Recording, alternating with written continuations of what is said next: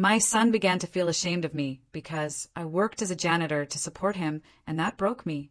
Imagine standing in your work uniform, still smelling faintly of cleaning products, in the doorway of a lavish party room, watching your own son look straight through you, like you're just part of the staff. What if the people you built your entire life around saw you as something to be ashamed of? This isn't just a story about a broken heart. It's about the devastating moment I realized my love wasn't enough, and why I had to walk away from everything I thought defined me. There's this one memory that always pops up first when I try to explain how everything went wrong. It's not even the worst moment, just the one that kind of sums up the whole mess in a single, painful picture. Me in my work pants, still smelling like cleaning products, standing in the doorway of this fancy party room, while my own son looked straight through me as if I was just part of the staff. I didn't get to that scene overnight, though. So, I guess I have to start earlier. Back when I still believed that surviving together was the same thing as being on the same side, and that love could make people forget where they came from instead of making them desperate to run from it. I married my husband when I was 24. Back then, I still thought working hard automatically meant things would slowly get better, like there was some invisible scale in the sky keeping track of every extra shift and every skipped treat. He had grown up in a complete mess of a home, with parents who collected failed relationships and overdue bills. He used to joke that marrying me was the first grown-up choice he ever made. I didn't come from anything glamorous either. My chaos was the boring type, just low income, crowded apartments, and a mother who counted every coin twice before letting herself buy something that wasn't on sale. By the time we got married, I had already been working as a cleaner in office buildings for years, walking into shiny lobbies before the sun came up and leaving after everyone with a badge and a title had already gone home. He was waiting tables at a neighborhood restaurant, living off tips and caffeine. And when we looked at our numbers together, it wasn't pretty. But it was enough to pay rent on a small place, keep groceries in the fridge, and still argue about which cheap streaming plan we could afford. When I found out I was pregnant, it wasn't some magical movie scene with surprise flowers and happy tears. It was me sitting on the edge of the tub, staring at a cheap test from the corner store, feeling my throat close and my chest open at the same time. And then him, sitting on the bathroom floor with his head in his hands, saying very quietly that we would make it work somehow. We didn't have the luxury of me staying home, not even for a little while. So, I kept working through the pregnancy, adjusting my pace, but still scrubbing toilets and emptying trash cans while my back screamed and my ankles turned into balloons by the end of each shift. We looked into daycare for when the baby arrived, did the math 3 different ways, and every single time the numbers laughed in our faces. There was no version where we paid daycare and still ate. So, we did the only thing that made sense back then. After our son was born, my husband quit his job to stay home with the baby, and I took every hour my cleaning company offered me. People love calling that kind of decision modern or progressive when it's done by couples in cute apartments with savings and white furniture. But the truth is we were just cornered by math. I got lucky a few months later when a bigger cleaning company took over some of the buildings I already worked in and offered me a full-time contract with better pay and more predictability. It wasn't some massive jump, but it meant I could stop wondering every week if I would be short on hours. And eventually they made me a shift lead, which was just a fancy way to say I had keys and slightly more responsibility for almost the same money. But the small raise still felt like a miracle back then. By the time our son turned 3, we had moved from surviving month to month to this very careful version of stability where the bills were paid on time most months. We could buy fresh fruit without panicking, and I could pick up something small for him at the store without needing 10 minutes of internal debate. He was this loud, curious kid who followed my husband around the apartment like a little shadow. And even though part of me hated that I wasn't the one at home seeing all his firsts, another part of me felt proud every time I looked at him and remembered that I was the reason the light stayed on. My husband used to tell me in those early years that I was his hero for working so hard, and I believed him, because back then it sounded like gratitude, not foreshadowing. When our son started school, though, everything shifted in this slow, sneaky way that I didn't catch until it was already eating us from the inside. With him gone for most of the day, my husband started pacing the apartment like a caged animal. He constantly talked about how he felt useless and stuck, how it was weird to be an adult man who didn't have a job to introduce himself with. I understood. I really did. I knew what it meant to measure your worth in paychecks and job titles, even if the title was just the woman who cleans the bathrooms. So, when he said he wanted to go back to work, I agreed before he even finished the sentence. We sat down with our schedules and our bills and figured out a plan where I would shift some of my hours to earlier in the day or later at night so I could be the one picking up our son from school most days, helping with homework, actually getting to attend things like school plays instead of hearing about them secondhand. For a little while, the new routine actually felt good. My husband came home with stories from coworkers and regular customers, with this spark I hadn't seen in his eyes in a long time. And I got to do the mom things I had secretly been jealous of. I would show up at the school in my work clothes still, smelling faintly of disinfectant, and my son would run into my arms like he didn't care what I looked like or how tired I was. And it genuinely filled something in me that had been empty for too long. I picked up more of the housework on weekends to make up for his hours outside, telling myself it was temporary, that once we both found our rhythm, it would balance out again.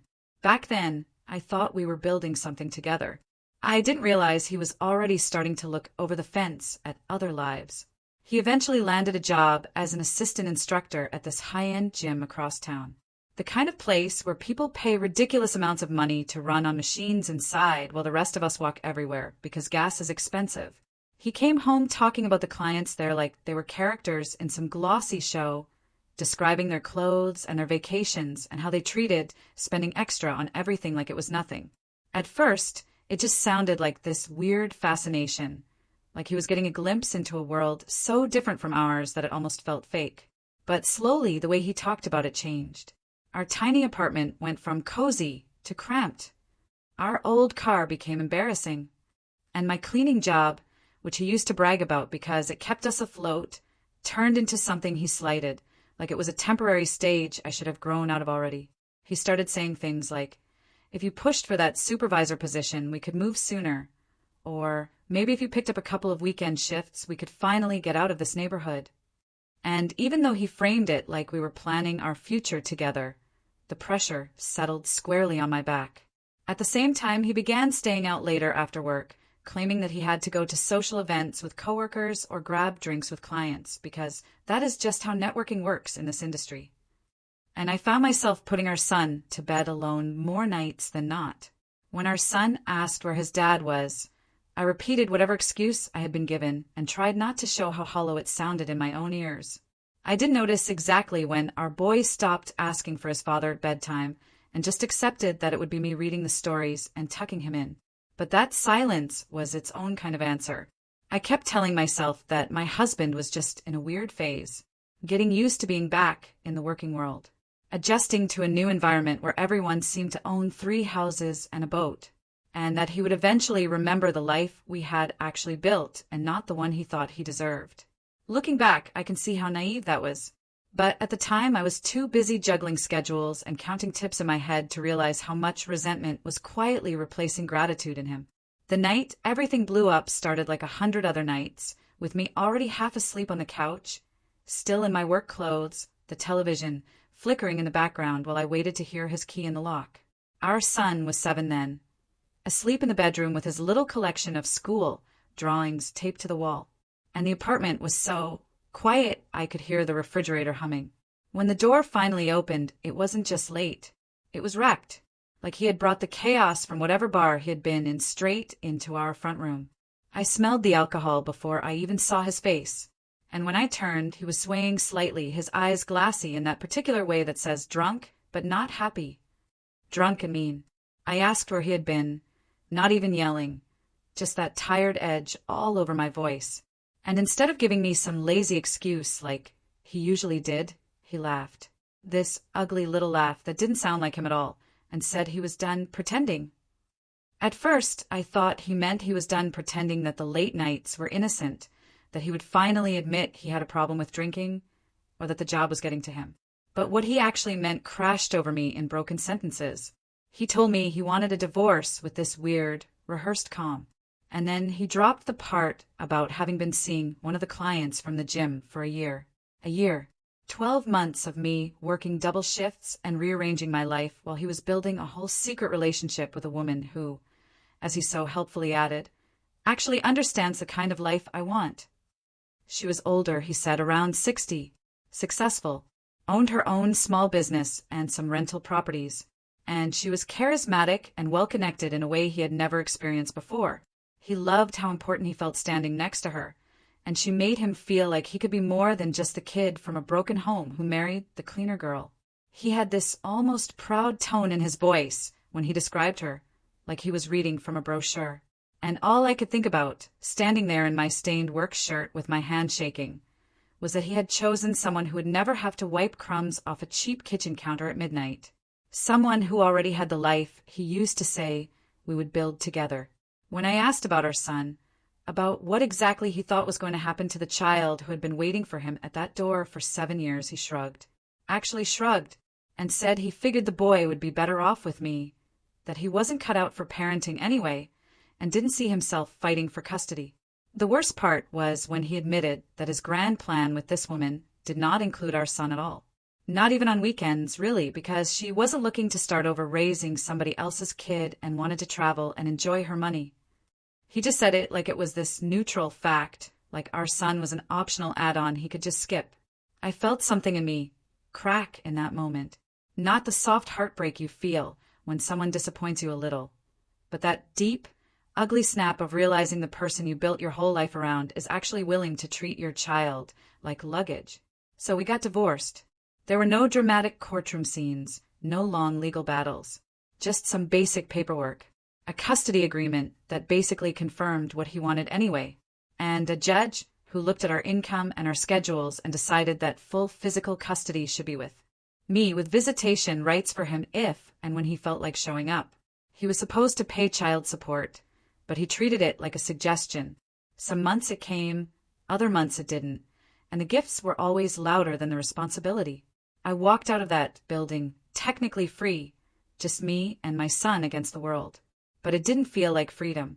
It felt like walking out of a burning house with only your kid and the clothes on your back, knowing you still smell like smoke. The next years were a blur of early mornings, late nights, and the kind of exhaustion that doesn't just sit in your muscles, but in your bones. I kept my cleaning job, took every extra building they offered, and did everything I could to make sure my son had what he needed. I was the one up at dawn packing lunches, the one sitting in those tiny cafeteria chairs at school meetings, the one learning how to fix leaky faucets from video tutorials because calling a handyman was a luxury. His father drifted in and out like some kind of visiting celebrity, showing up every couple of months with expensive sneakers, fancy gadgets, or tickets to events I barely recognized from the names alone.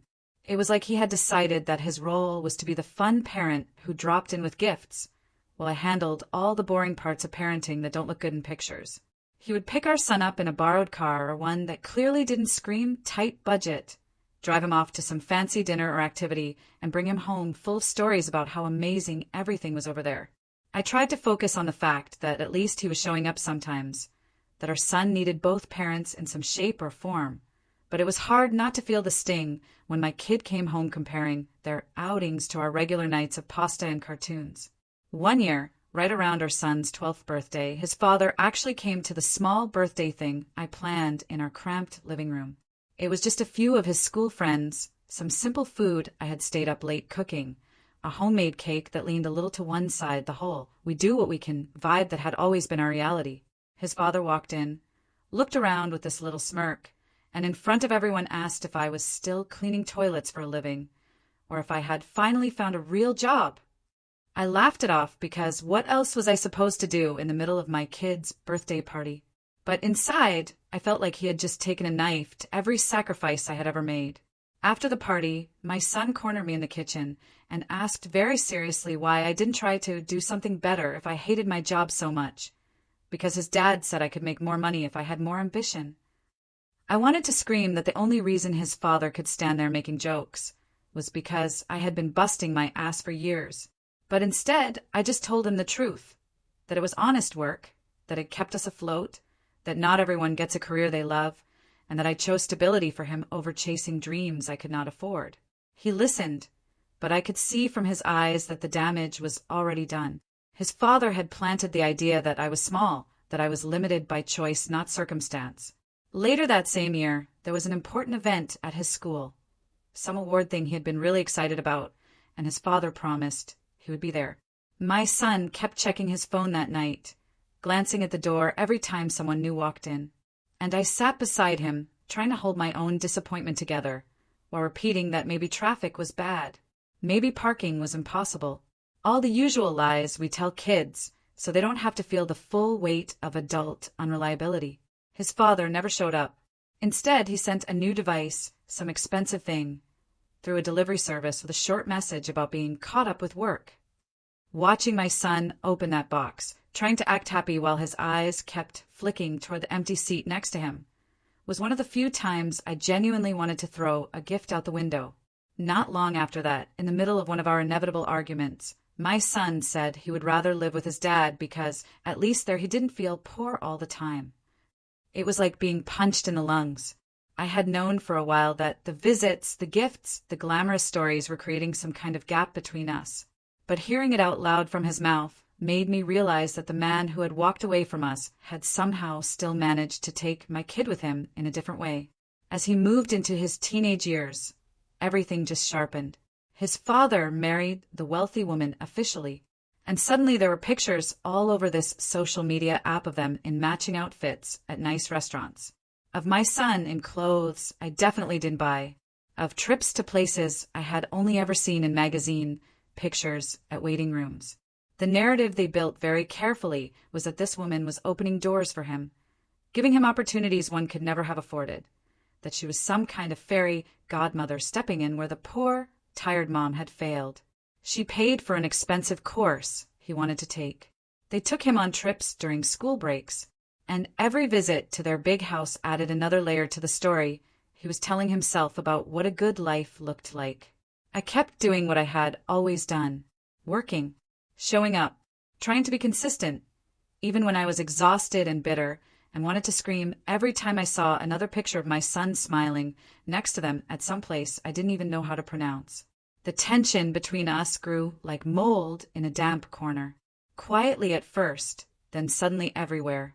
One night, during a particularly bad argument about him coming home late from their place and snapping at me over something small, he finally said it plainly, that I held him back, that I was trying to keep him in this tiny life because I was scared, that if I really loved him, I would want him to move into that world, not cling to this one.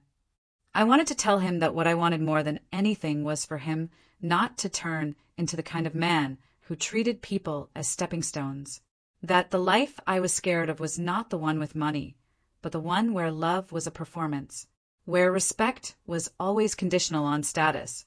Instead, I just told him I loved him, that I was doing the best I could, and watched him roll his eyes like I had said something pathetic. Somehow, the years sped up after that. Middle school turned into high school, and I was watching him grow taller while feeling smaller in his eyes. He turned 18. Eventually, he announced that he wanted to become a barber, and I was actually proud that he had chosen something practical and creative that didn't depend on his father's wife's bank account.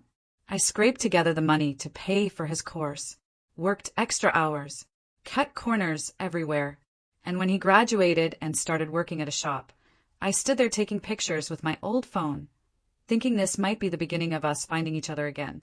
That hope didn't last long. Once he was earning his own money and spending more and more time at his father's house, the calls to me got shorter, the visits fewer, and our relationship turned into this thing that existed mostly through quick text messages and occasional holiday dinners where he seemed restless and half-present.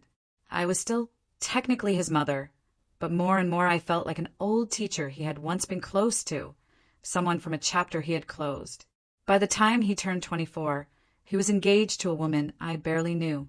He and his partner had been dating for a while, but I met her in passing twice, always at events organized by his father or the other side of the family, where I felt like a guest of a guest, someone who had received an invitation by mistake. When they announced the engagement, it was through a group message that included me along with a bunch of people I had never met. The photo was taken at some scenic place during a trip I had not even heard about.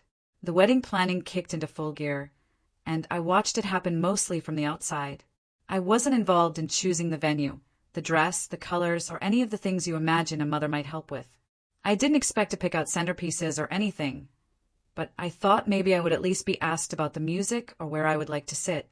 Instead, I found out through an offhand comment from a relative that the seating chart had me tucked into a side table with some distant cousins, nowhere near the front rows reserved for immediate family. When I asked my son about it, he said something like, "Oh, we just thought it would be easier this way.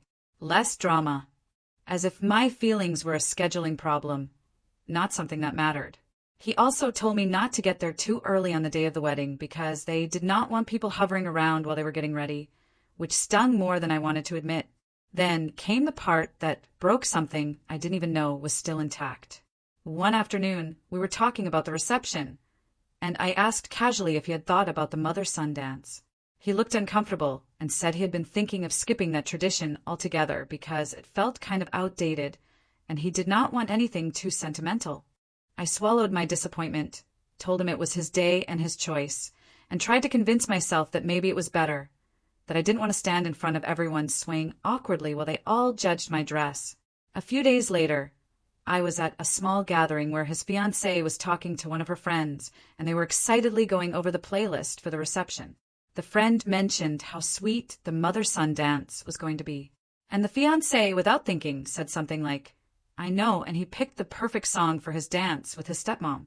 She is going to cry for sure." I froze. I'm not proud of what I did next. I didn't confront anyone right there. I just quietly slipped outside, waited until I was alone, and then texted my son a simple question. Who exactly was he planning to dance with? At first, he tried to deny it, got defensive, said I was misunderstanding things and that people were gossiping. But when I told him exactly what I had heard, he finally admitted it. He had chosen to do the special dance with his stepmother. He said she had been there for him in his most important years, that she had helped him with opportunities, that she made him feel comfortable in the circles he moved in now, and that he did not want to make things weird by ignoring her in front of everyone. He threw in some line about how our relationship was private and complicated, and he did not want to put that on display. I cannot fully describe what that felt like. It was not just jealousy or hurt pride. It was this deep, cold humiliation, like he had taken every sacrifice I had ever made and quietly handed the credit to someone else in front of an audience. I told him as calmly as I could, with my hand shaking, that it hurt me deeply, that it felt like being erased. And he responded with something about how I was making it all about me on his day. That night, I lay awake for hours, staring at the ceiling, replaying every moment from his childhood. All the nights, I carried him when he had a fever. All the mornings, I left before dawn to keep us afloat. And I realized I could not force myself to sit in that room and watch him publicly replace me. So I decided I was not going to the wedding. It was not a dramatic rage decision. It was this slow, painful conclusion that kept coming back, no matter how many times I tried to talk myself out of it. When I told him, he reacted exactly how I knew he would, accusing me of being selfish, saying I would ruin his day, that people would talk, that I was proving everyone right about me being difficult. His fiancée called me separately, trying to mediate, saying she understood I was hurt, but that my absence would devastate him. I told her the truth, too, that I had been devastated for years, and that for once I had to choose myself. On the night before the wedding, I turned my phone off for a few hours because I knew there would be calls and messages trying to wear me down. And I was afraid that if I heard his voice while he was in full panic mode, I would cave like I always had. I turned it back on in the morning, and there were messages waiting. But what really hit was the call that came through right as I was trying to decide if I should shower or just stay in my pajamas all day and pretend the event didn't exist. The number was unfamiliar, but I answered without thinking, and all I could hear at first was frantic breathing and background noise. It was my son calling from someone else's phone, and he was in full meltdown. He was crying so hard he could barely get the words out, but I pieced them together. His father had shown up to the venue drunk, not slightly buzzed, but completely gone, causing a scene with the bride's parents, hitting on people, saying inappropriate things. The bride's parents, who cared a lot about appearances and reputation, were furious, and the whole situation was spiraling. My son kept saying I needed to come, that I was the only one who could calm his father down, that I had to fix it before everything was ruined. For a second, I almost grabbed my keys. Instinct kicked in. The old muscle memory of rushing in to clean up other people's messes. To sacrifice my own safety, my dignity, my feelings just to keep things from falling apart. But then I remembered the dance. The seat at the back. The years of being treated like an embarrassment. And I heard myself say something I had never said to him before, that I couldn't help him. I told him I was sorry that things were a mess, that it sounded awful, but that I was not his emergency contact anymore. He begged, his voice cracking, saying I was still his mother, that I could not just sit at home while his life exploded. And I reminded him very quietly that when he planned the event, he had made it clear who he wanted in the front row and who he did not. He tried to say it was not the same thing, that this was different, that he needed me. And I could feel my resolve wobbling a little. But then he said something about how if I really loved him, I would put my pride aside. And that was it. Pride is such a convenient word people use when they mean the bare minimum of self-respect. And I realized that for him, me having boundaries did not fit into his idea of what a mother was supposed to be. I told him I loved him, that I always had, but that I had spent his entire life setting myself on fire to keep everyone warm. And I was done being the designated extinguisher for problems I did not create. Then I hung up. I broke down after that, sobbing in the hallway like I had just watched him get hurt physically, not emotionally. My hands were shaking so badly I had to sit on the floor to breathe. The guilt came in waves. Maybe I should have gone, just this once. Maybe it would have been the thing that finally brought us back together. Maybe I was being cruel. But under all that, there was a calmer voice. One I was not used to hearing, that kept reminding me that every time I had rescued his father in the past, nobody had thanked me and things had never changed. I didn't answer when the same number called again 15 minutes later. And eventually the calls stopped. I didn't find out exactly what happened at the venue until days later when the dust had settled and people started talking. A friend of a friend who had been there filled me in. And the story was like watching a slow-motion car crash. My son's father had arrived at the wedding already drunk enough to stumble, wearing a suit that didn't fit quite right. Loud and overly friendly in that way that makes everyone uncomfortable. He started hitting on the bride's mother, making comments about how good she looked for her age, touching her arm, not taking the hint when she tried to pull away. The bride's parents, who took everything about this wedding personally, were horrified. As if that wasn't enough, when my son's stepmother tried to pull him aside and calm him down, he started loudly airing out their dirty laundry in front of anyone who happened to be standing nearby, accusing her of cheating on him, of only being with him because she wanted someone to show off, of using her money to control everyone. He shouted about things that had obviously been festering for years, saying how she had never wanted him involved with his old life, meaning me and our son, and how she had made him feel like a guest in his own house. Guests started to quietly move toward the exits while pretending not to stare. At some point, he lost his balance and fell into a row of chairs, knocking them over like dominoes, while the wedding planner tried desperately to keep things together. The bride's parents finally had enough. They told their daughter they were not going to stand there and pretend this was normal, that they would not be part of a union with a family that brought that kind of chaos into such an important day. They walked out, and a decent chunk of their side of the guest list followed them. The officiant refused to proceed, and the venue manager called security, so the ceremony was officially shut down before anyone could walk down the aisle. The wedding never actually happened. There was no exchange of vows, no dance, no cake cutting, just a mess of shouting, crying, and people trying to leave without getting dragged into it. My son sent me a long email a few days after that. It was one of those messages where someone tries to do everything at once. Apologize, explain, justify, blame. He wrote about how embarrassed he was, how furious he was with his father, how heartbroken he felt about his fiancée's parents pulling the plug. But he also made sure to slip in a line about how if I had been there, I might have been able to stop it.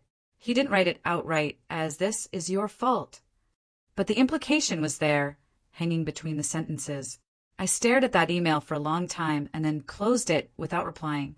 I realized that if I responded, I would probably fall into one of my usual roles, the comforter, the explainer, the peacekeeper. I would say something reassuring about how what happened was not his fault, about how maybe things could still be fixed. And in doing that, I would take on responsibility again for a disaster I had not created. So I did something new. Nothing.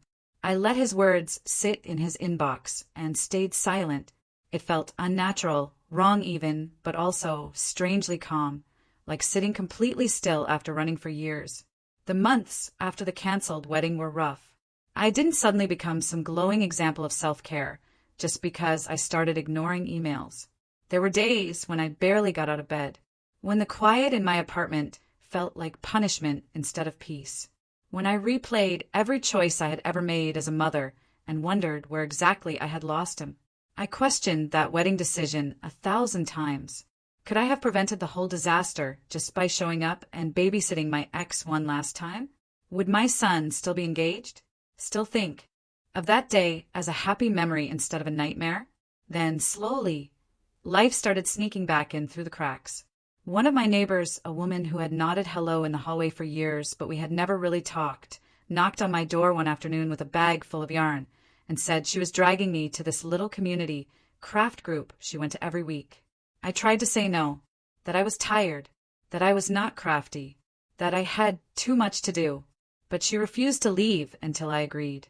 I showed up at that group expecting to feel awkward and out of place, but instead there was this weird warmth in the room, a mix of women of different ages talking over each other while their hands moved automatically, knitting, crocheting, beading, whatever. At first, I just sat there pretending to care about the scarf I was half-heartedly trying to make. But week after week, I kept going. And without even realizing it, I started telling them bits and pieces of my life. Not the whole saga at once, but little stories. A comment my ex had made. Something my son had posted on social media. How the wedding had crumbled. They didn't judge me or try to fix it with fake wisdom. They just listened and sometimes made jokes at the expense of the men involved, which was exactly the kind of therapy I needed. Little by little, those evenings became something I actually looked forward to, a break from the loop in my head. It was one of those women who convinced me to try a dating app. I laughed in her face at first, told her I was too old, too tired, too messed up, that I had no interest in going on awkward coffee dates with strangers.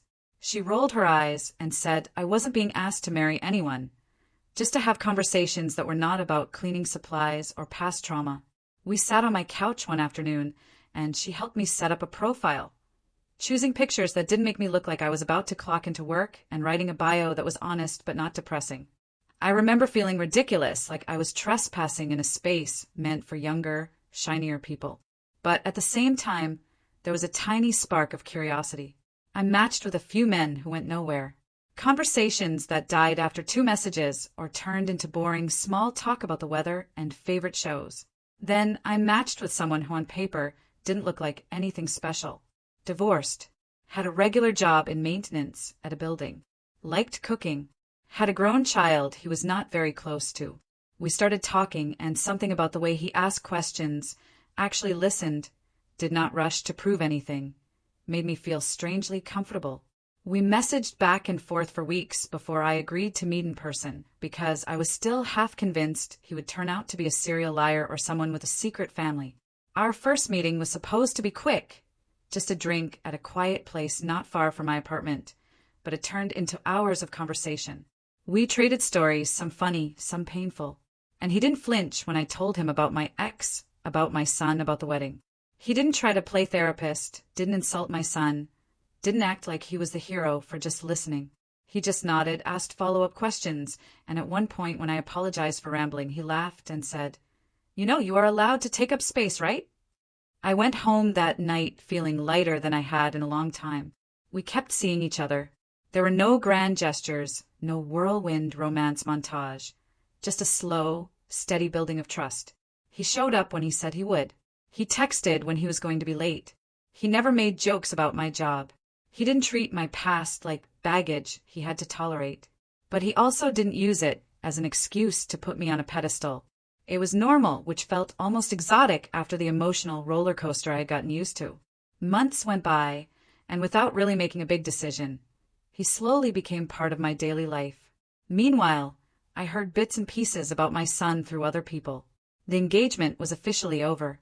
The ex-fiancée had moved on. Her parents had cut off all contact with his family, and he had moved back in, at least temporarily, with his father and stepmother. Then came rumors that the relationship between his father and that woman was crumbling, too. That the drunken incident at the wedding had ripped open things they had both been pretending were fine. I didn't feel schadenfreude exactly.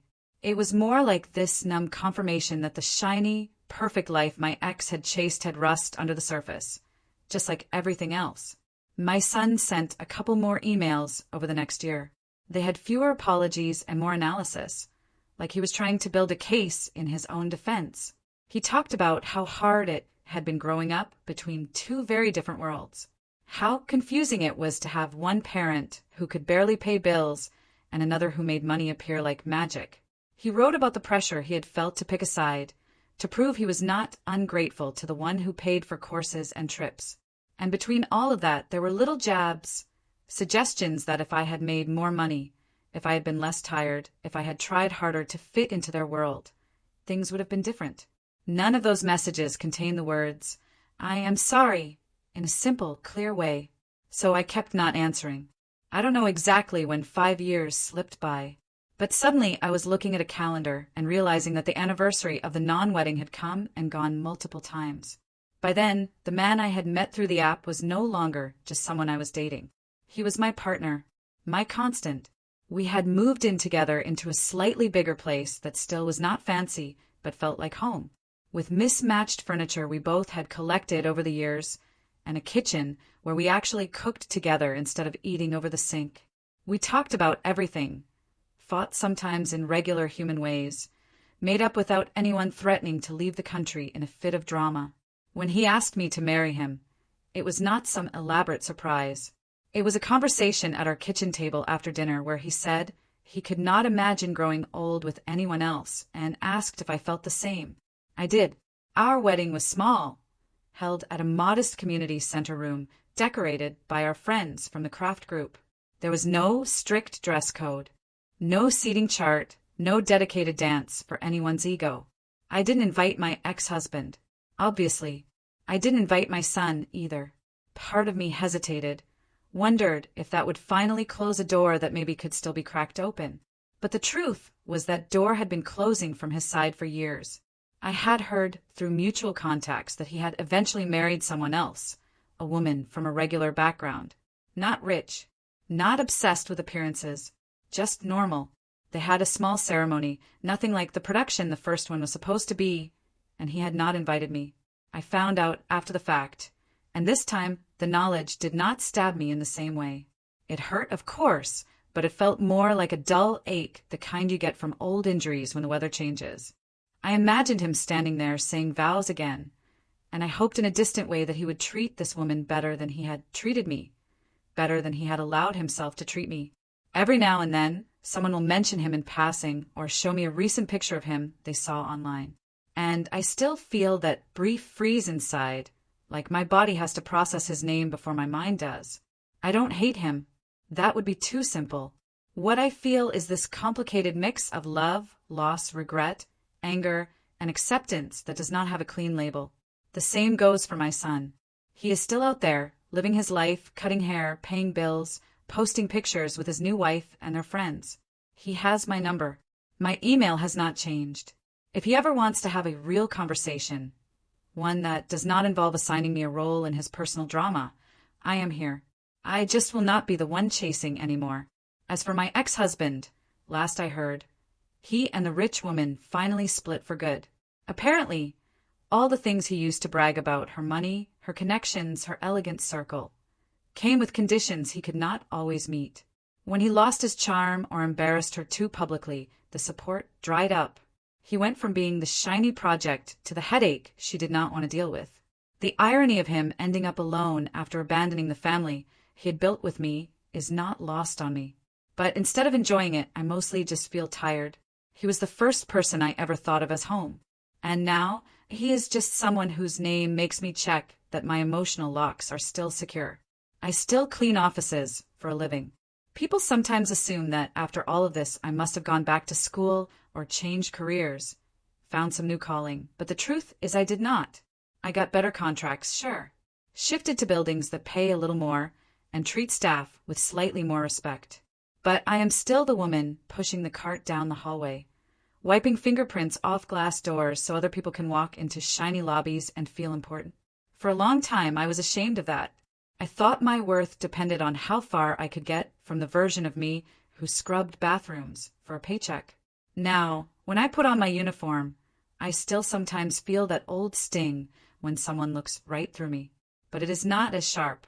I know what this job has paid for. A roof, food, the chance for my son to take a course, the little savings account I share with my new husband for emergencies. I know the strength it took to keep clocking in when my heart was broken, when my body hurt, when my own child looked at me like I was small. I do not need anyone else to understand that for it to be real. Sometimes late at night when my new husband is asleep and the apartment is quiet except for distant traffic sounds, I catch myself thinking about that canceled wedding. Not because I wish I had been there, but because that is the day I finally realized I was allowed to stop begging people to see me. I was allowed to sit one out, even if it made other people uncomfortable. I was allowed to let someone else's disaster unfold without jumping in as the unpaid cleanup crew. If you are waiting for some neat ending where my son shows up at my door in tears and we hug and everything is healed, I am sorry. That is not how real life works, at least not mine. Maybe one day we will talk. Maybe we will never see each other again. Both possibilities hurt in different ways, but neither one defines me anymore. For the first time since I was 24 and holding a positive pregnancy test with shaking hands, my life is not built around what he or his father chooses to do. My life is built around quieter things now. The way my new husband laughs at his own bad jokes. The way my craft group friends always bring too much food. The way clean floors shine under fluorescent lights at 3 a.m. when nobody else is around. None of it is glamorous. None of it would make a good commercial. But it is mine. And if that makes me small in some people's eyes, then maybe small is better than invisible, because at least I can see myself clearly here. And I am finally done apologizing for the space I take up.